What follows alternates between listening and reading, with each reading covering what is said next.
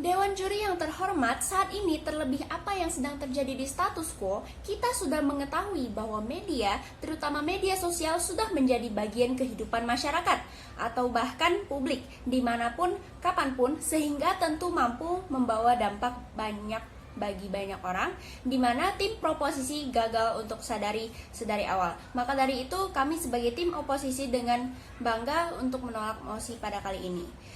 Berikut sanggahan kami, yaitu pertama, meskipun influencer tentu dibayar untuk seperti jasa publikasi mereka, di mana tentunya ada persiapan materi untuk menjelaskan kebijakan pada khalayak luas secara profesional, sehingga tidak ada kata bukan ahli yang influencer ini bukan ahli, tetapi sebelum publikasi pasti materi yang sudah dikontak pada mereka akan mereka eksekusi secara baik sehingga penjelasannya bisa sampai pada khalayak umum, sehingga kami menciptakan pula transparansi kepada publik yang akan dijelaskan lebih dalam argumen saya.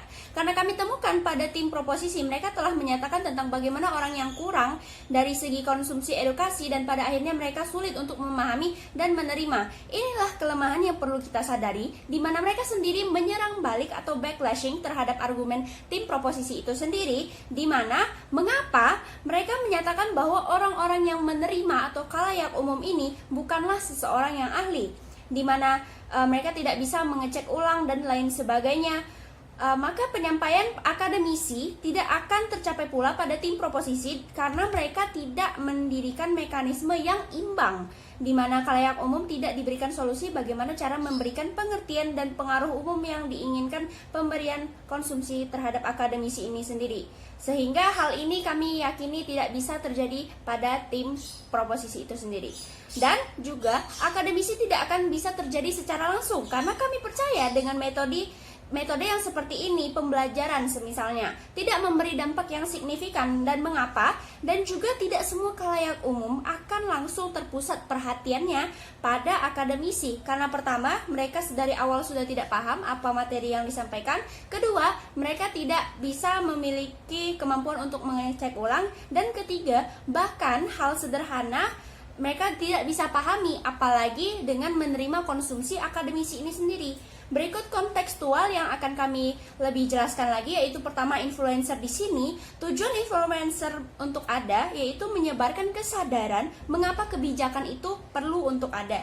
Dan dengan menggunakan jasa influencer bukan berarti meniadakan transparansi sebuah kebijakan itu sendiri. Dan kedua, penggunaan yang seperti apa?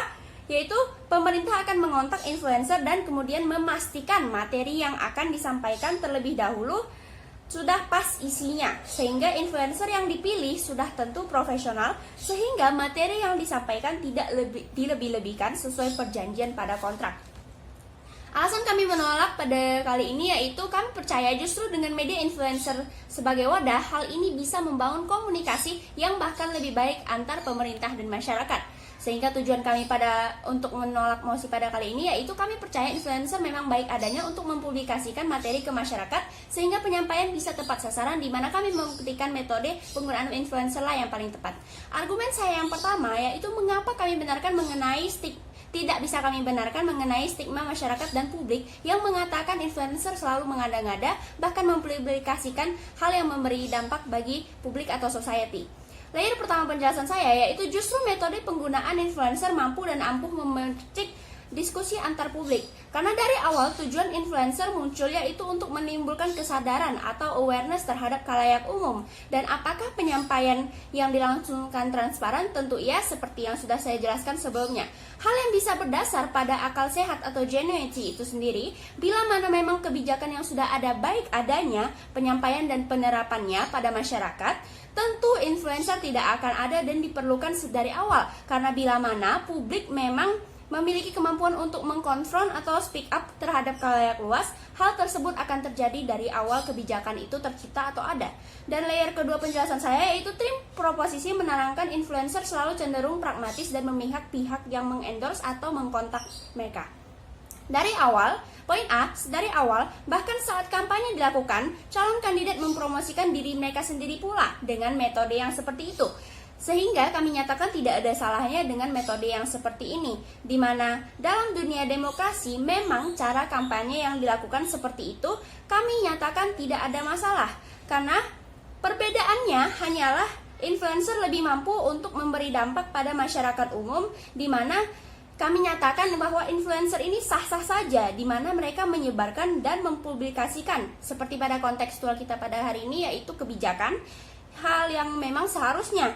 Bahkan bila mana memang tercipta, misalnya ada persimpangan dan lain sebagainya, akan tercipta diskusi dari pengaruh oleh influencer ini sendiri antar masyarakat. Terlebih zaman sekarang, semua orang dengan mudah teropini, apalagi mengenai dampak globalisasi itu sendiri, di mana di sosial media orang-orang bisa dengan mudah memberikan dan melampirkan komentar mereka, di mana khalayak umum bisa kami konfrontasikan bahwa mereka tidak lagi bersifat kuno dalam memberikan opini mereka.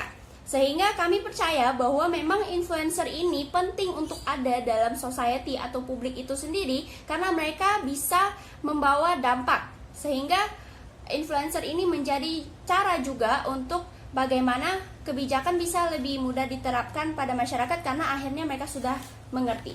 Dan juga argumen saya yang kedua, yaitu dampak sesungguhnya yang efektif terjadi pada situasi nyata.